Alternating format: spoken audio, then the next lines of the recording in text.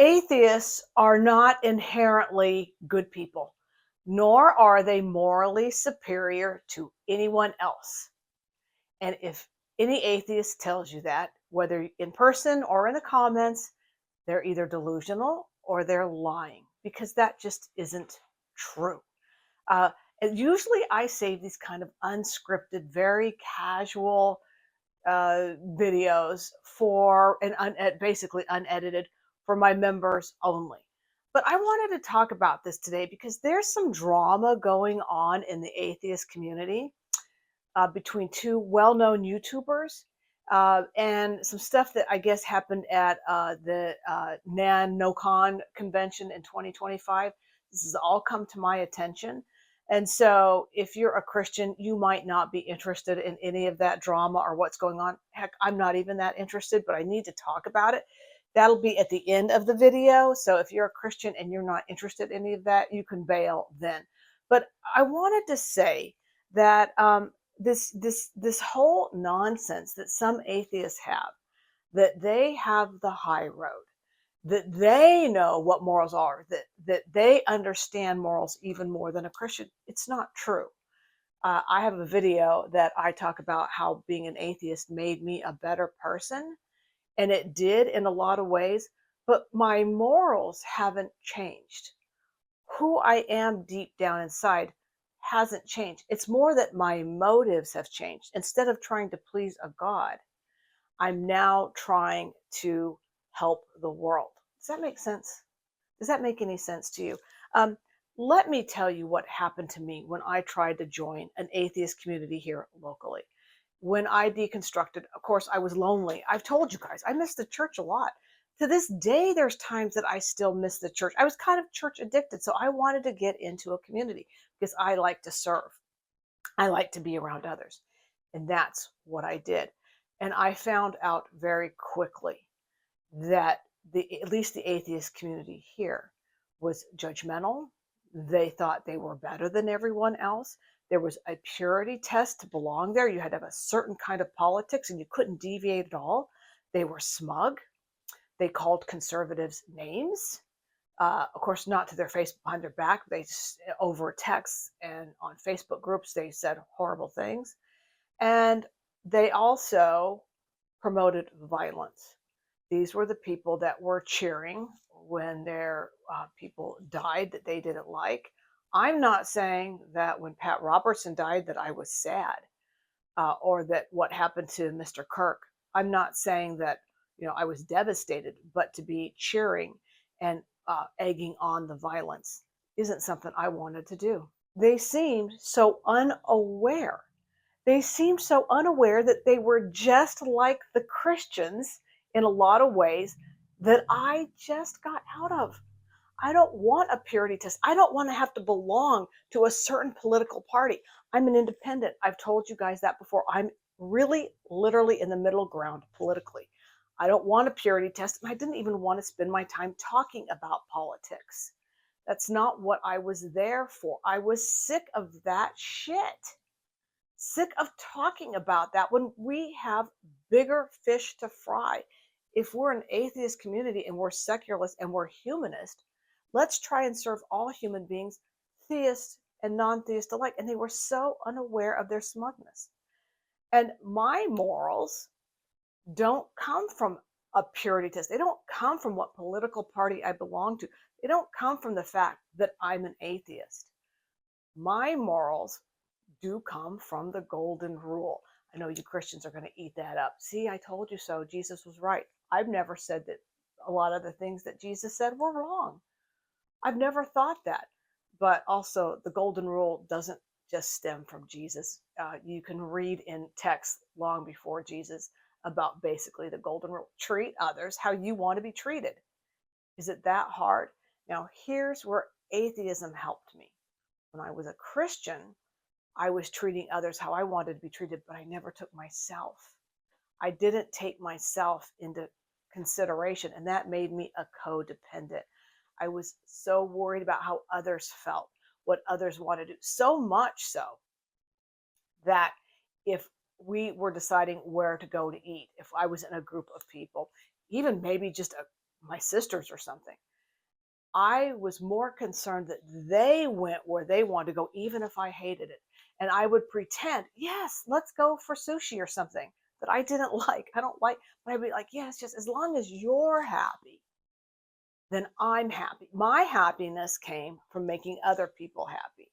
And I realized that, yes, with the golden rules, treat others. I started thinking that I actually wouldn't want to be with somebody who was pretending that they wanted to go somewhere just because that would make me happy. Would make me sad. That's not cool, man. Not at all. So I started realizing that treating myself and speaking up for myself and saying I would prefer not sushi, I would prefer not to do that. That that is treating others how I'd want to be treated. Does that make sense? I hope that makes sense to you. Standing up for myself and not putting myself last, not always putting myself first, but let's take my feelings into consideration. And that's where my morals come from now.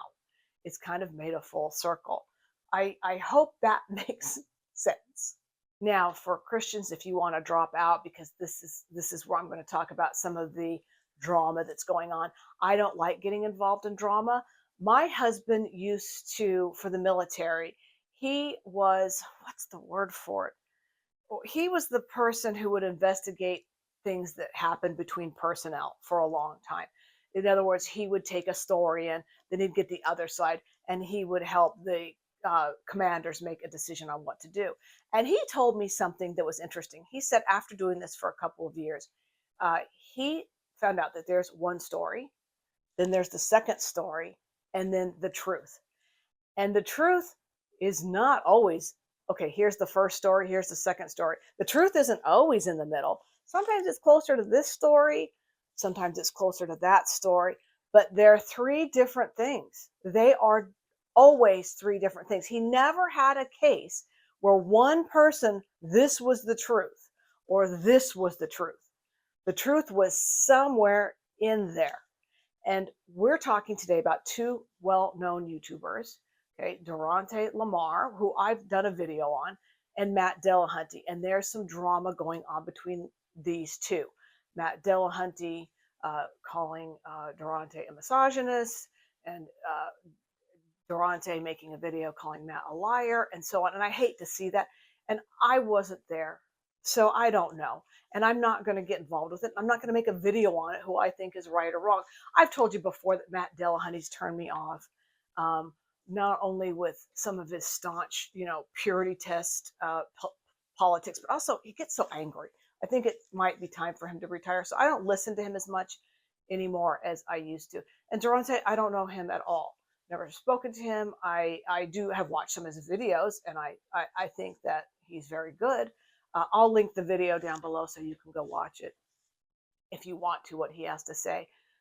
But what I'm saying is be careful, okay? For my members, for my supporters, be careful who you watch. Be careful who you follow.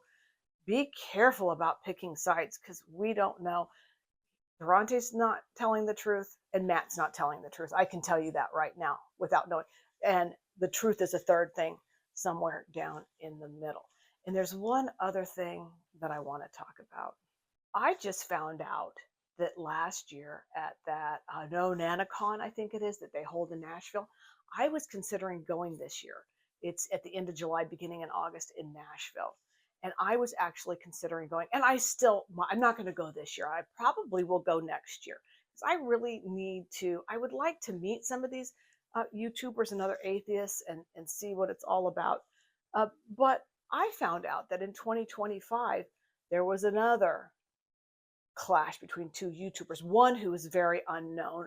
It's one of the Apostate sisters. And one of them is Elliot Martin from Secular Rarity, who's much more famous, and he actually helps put on this convention. Apparently, there's some, I'm just going to say accusations of SA. Can't say the word, otherwise they'll take this down. And back and forth, he said, she said. And that's basically what it's boiled down to is he said, she said. And there's some famous YouTubers that have taken Elliot's side, and of course, some that have taken Nancy from the Apostate sister side. once again, I'm not taking any side. I don't know. I wasn't there, and I have no idea. The authorities, it's important to understand, the authorities did investigate this, and they never charged Elliot Martin with anything. And since that time, Nancy from the Apostate Sisters has dropped out completely. We're not seeing her on YouTube anymore. So I don't know what happened. Again, just be very careful about who we listen to and who we talk to. And I'm staying out of it. I'm easygoing.